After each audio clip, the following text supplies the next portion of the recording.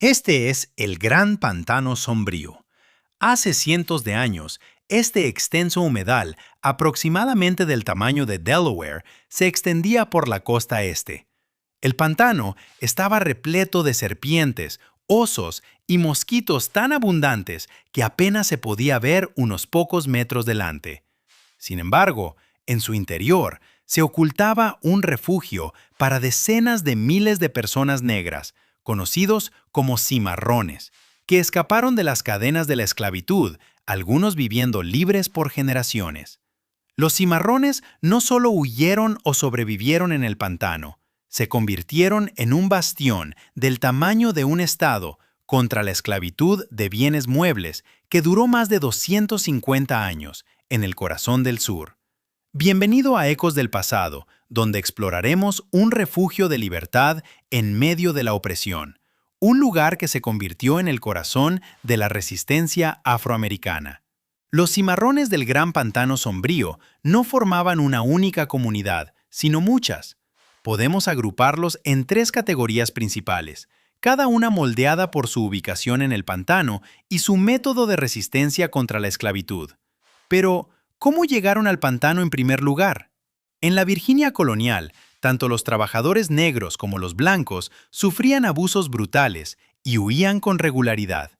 Es probable que los primeros cimarrones recibieran ayuda de los pueblos indígenas para llegar al pantano. Muchas tribus de habla algonquina y otras habían vivido a lo largo de la costa del pantano durante miles de años, y en ese momento estaban siendo expulsadas de sus tierras. La primera evidencia significativa de cimarronaje en el Gran Pantano Sombrío, sin embargo, data de 1730. Conocida como la Rebelión de Chesapeake, se desató por un rumor de que el rey Jorge II había concedido la libertad a los esclavizados bautizados.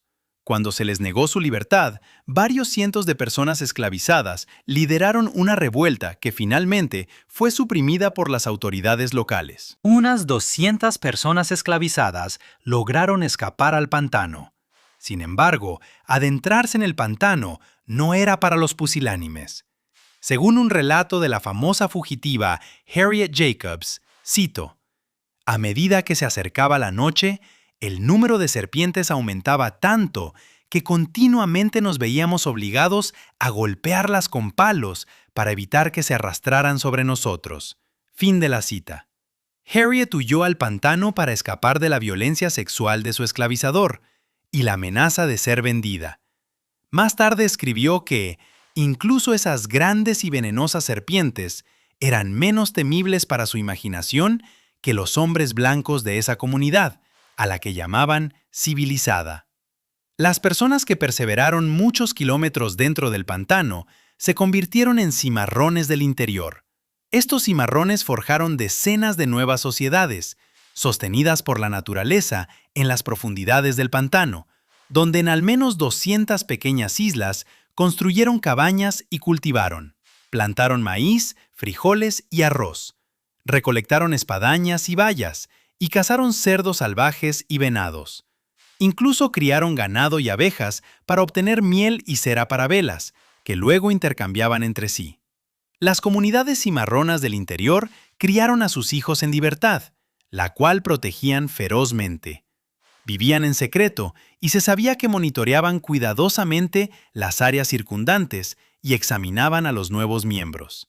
Durante varias generaciones, estas comunidades prosperaron gracias a la cooperación entre ellas y con la naturaleza. La autosuficiencia de los cimarrones contradecía la falsa narrativa de que las personas esclavizadas no podían cuidarse a sí mismas, y de hecho, estaban contentas de ser esclavas por su propio bien. Por lo tanto, quizás no sea sorprendente que la sociedad esclavista encontrara aterradora la existencia de los cimarrones. Un temeroso terrateniente de Virginia, William Byrd II, intentó adentrarse en el pantano. Sus hombres apenas avanzaban 2,4 kilómetros al día, supuestamente empantanados en el fango, incapaces de penetrar los altos juncos y la maleza espinosa. Después de 8 días, se quedaron sin provisiones y abandonaron su intento. Byrd advirtió a las autoridades coloniales que, si no se tomaban medidas, los cimarrones del Gran Pantano Sombrío podrían convertirse en una fuerza poderosa que amenazaría la región circundante. Los cimarrones del interior habían escapado más allá del alcance de la sociedad estadounidense. Otros cimarrones, sin embargo, se labraron una vida libre justo bajo las narices de la sociedad. El segundo grupo más común de cimarrones del Gran Pantano Sombrío eran los cimarrones de la periferia. Estas eran personas que habían huido de la esclavitud, pero vivían en los bordes o franjas exteriores del pantano, a menudo para permanecer cerca de los miembros de su familia que seguían esclavizados. En un caso, una madre y sus 2 hijos se convirtieron en cimarrones, mientras su esposo permaneció en un campo de trabajo para apoyarlos. Hay muchos casos como este. Pero los intentos de escape también conllevaban riesgos extremos. Los propietarios de esclavos imponían castigos severos como latigazos públicos, marcas, el corte de orejas o la obligación de llevar mordazas de hierro. Los cimarrones de la periferia permanecían ocultos desarrollando códigos secretos para comunicarse con las personas esclavizadas cercanas. Por ejemplo, una camisa colgada de la manera correcta podía indicar que era seguro moverse. Algunas personas esclavizadas se unían a los cimarrones solo por unas pocas semanas o meses para tomar un descanso del trabajo incesante. Muchos también estaban decididos a recuperar el bienestar reproductivo y el control sobre sus cuerpos.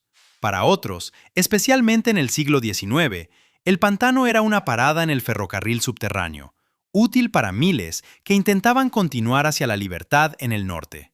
A medida que más y más personas se convertían en cimarrones de la periferia, los propietarios de esclavos perdían el control de las personas que consideraban propiedad y de sus plantaciones, o eran asaltados regularmente por las mismas personas a las que habían esclavizado. En Norfolk, Virginia, los funcionarios declararon el estado de emergencia después de que los cimarrones mataran a varios hombres blancos, informando que, cito, un propietario de esclavos recibió una nota de estos asombrosos individuos, sugiriendo que sería más saludable para él permanecer en casa por la noche, y así lo hizo. Fin de la cita. Pero en su mayor parte, los cimarrones de la periferia sobrevivieron gracias a la ayuda mutua entre ellos y con los que aún estaban esclavizados. Esta fue una táctica clave también utilizada por un tercer grupo, los cimarrones del canal. En 1763, la Compañía del Canal del Pantano Sombrío se propuso convertir el pantano en una fuente de ganancias. La compañía fue fundada por 12 ricos propietarios de esclavos, incluido el futuro presidente de los Estados Unidos, George Washington. Propusieron drenar el pantano para cultivar productos como cáñamo para la Marina de los Estados Unidos y transformar árboles en tejas para techos. Para mover estos productos, los accionistas concibieron un canal que atravesaría el pantano y conectaría la bahía de Chesapeake con el sonido Albemarle. El canal se completó en 1805, construido por el arduo trabajo de personas esclavizadas, muchas de las cuales encontraron cimarrones o escaparon ellas mismas. Los trabajadores esclavizados, o los llamados recolectores de tejas, a menudo subcontrataban su trabajo a los cimarrones del canal, a cambio de bienes del mundo exterior y descanso. Esto significaba que un recolector de tejas esclavizado aparecería con 2 o 3 veces su cuota esperada de tejas y duelas de madera. Este arreglo resultó tan lucrativo que los capataces, que eran muy conscientes de la situación, hacían la vista gorda. A pesar de las estrictas leyes y el aumento de la vigilancia para capturar cimarrones, los jefes de cuadrilla incluso contrataban directamente a cimarrones del canal, aceptando documentos de libertad falsos o eligiendo ignorar su estatus legal.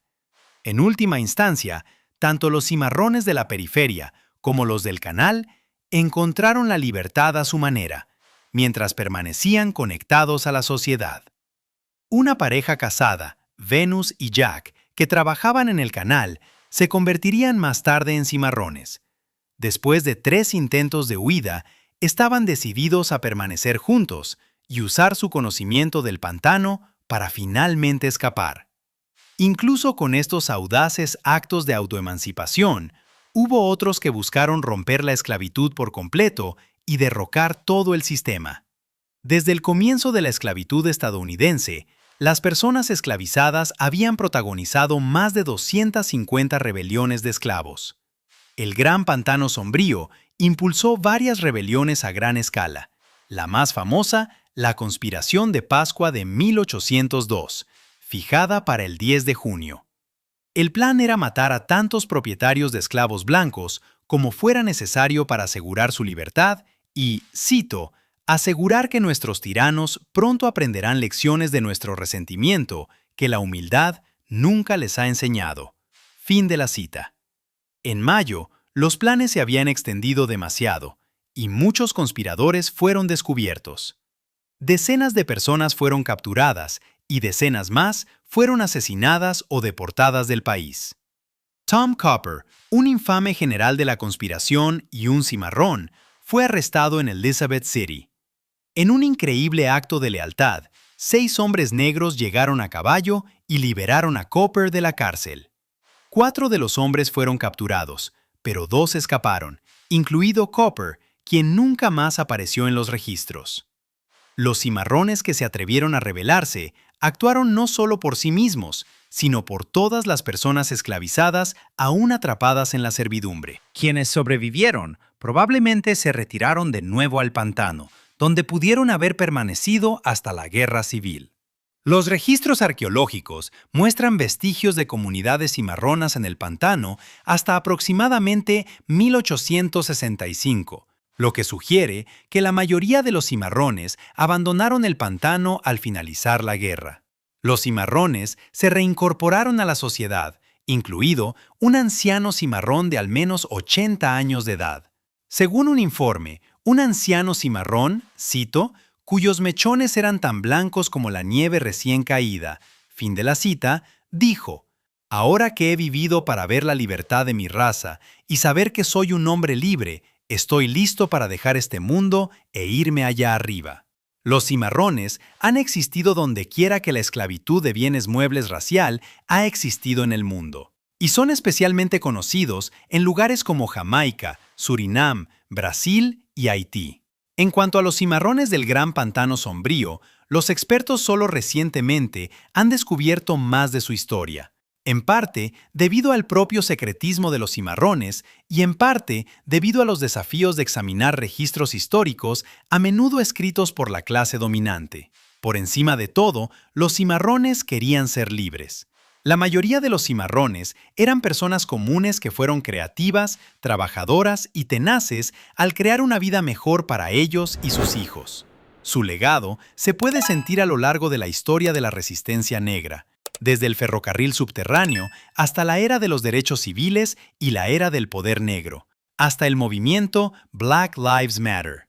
En cualquier momento y lugar, donde quiera que encuentres los grilletes de la injusticia, hay personas creando sus propias llaves.